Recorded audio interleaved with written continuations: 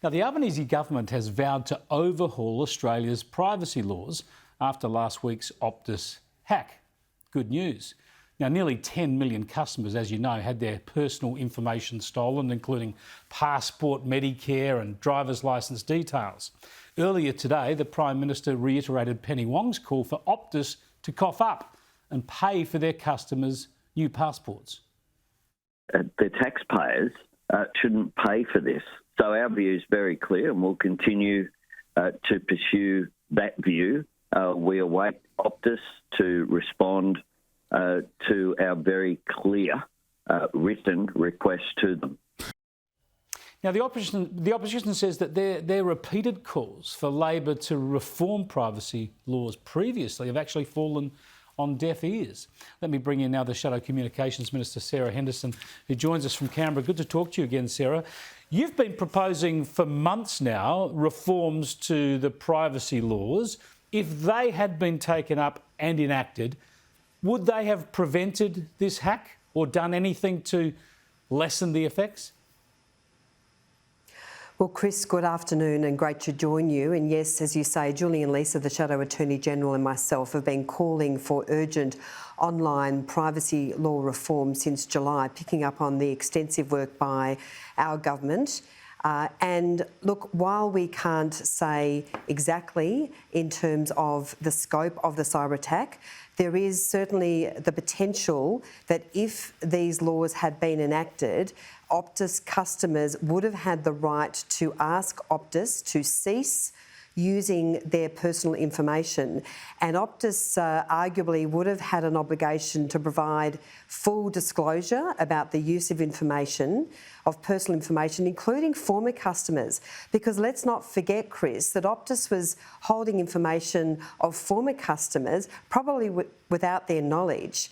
So it may well have made a very big difference, but it's very disappointing that our calls for urgent privacy law reform for online platforms and social media platforms fell on deaf ears, and it took the Optus cyber attack for the government to wake up.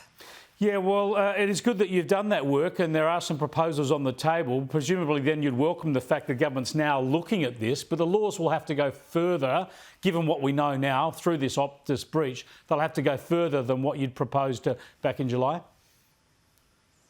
Well, we do welcome the change of heart of the government, and of course the Attorney-General has indicated that he will be bringing forward some amendments to the Privacy Act, perhaps by the end of the year, perhaps early next year, before they are passed. Well, we say that's not good enough. Most of the work for this reform has been done by our government. The Department of Attorney-General did very extensive consultation after releasing the draft online privacy bill. That was an exposure draft. A lot of consultation followed. And yes, further amendments may well be required, Chris, but most of that work has been done, and it's not good enough that this should be pushed off to the end of this year or next year. We want to see these urgent amendments in the Parliament in the next sitting week. Yeah, the sooner the better. Now, do you agree with the push to get Optus to pay for things, to actually cover the costs of customers who are having to get their driver's licences redone or have to get a new passport? The taxpayers shouldn't have to pay through government. Customers themselves shouldn't have to be paying. Is the government right to force Optus to pay? And should that actually be legislated as well?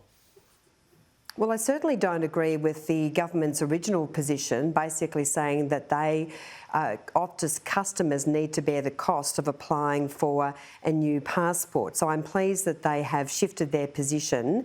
We want those fees to be waived. Now, whether the government then seeks to be compensated by Optus is a matter for the government, but certainly Optus customers who are suffering so extensively at the moment, who require a new passport, need those passports urgently, and they should not have to pay those fees.